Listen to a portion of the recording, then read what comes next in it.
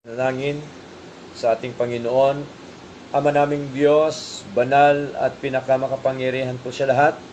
Kami po, Panginoon, ay nagpapasalamat po sa inyo sapagkat kami po ay inyong patuloy po, Panginoon, tinuturuan sa inyo po mga salita, O Diyos, at amin pong nakita, Panginoon, na napakahalaga, O Diyos, na kami po, Panginoon Lord, ay magpatuloy, Panginoon, sa paglilingkod po sa inyo. Salamat po sapagkat sa inyong pangako, Panginoon, kami po'y hindi niyo po iiwanan ni pababayaan man sa aming mga buhay, O Lord God. Batid niyo po, Diyos, ang bansa na amin pong tinitirhan po ngayon, O Diyos, at alam po namin na kayo po ang siyang nagdala po sa amin dito, O Lord God.